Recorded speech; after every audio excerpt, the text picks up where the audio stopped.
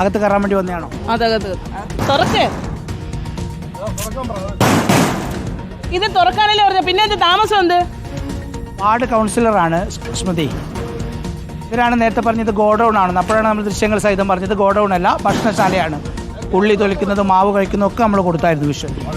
ഒരു സെക്കൻഡ് തുറക്കാൻ എത്ര താമസം എന്ത് തുറക്കാൻ? എവിടെ നിങ്ങൾ ആളിനെ വിളിക്ക്. എവിടെ നിൽക്കേ?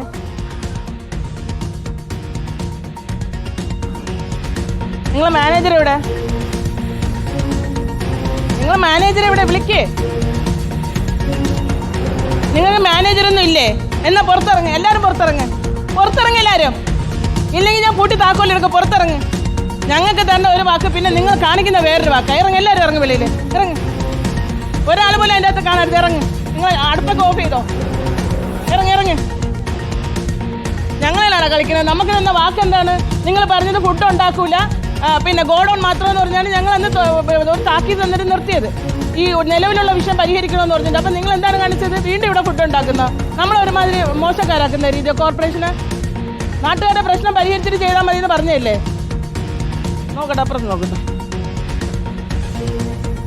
ഇറങ്ങി എല്ലാവരും ഇറങ്ങി.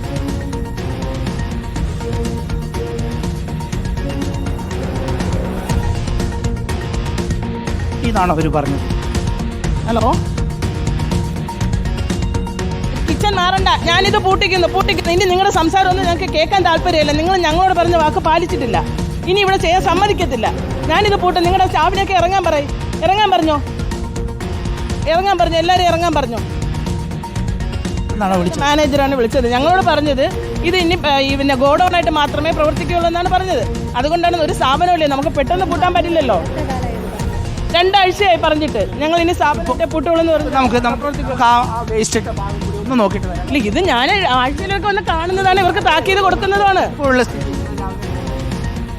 അല്ല, ഞങ്ങളടുത്ത് പറഞ്ഞല്ലേ.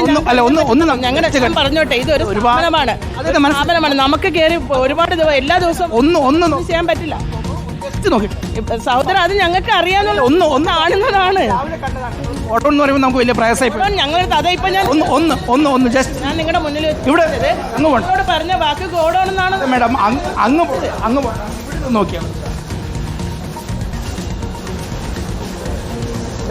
നോക്കണം മേഡം. ഞാൻ പറഞ്ഞോട്ടെ, ഈ വിഷയം ഞങ്ങൾ കണ്ടത് കൊണ്ടാണ്. ഇവിടെ എന്നോടൊപ്പമുള്ള പലർക്കും അറിയാം ഈ വിഷയം. ഞങ്ങൾ വന്ന്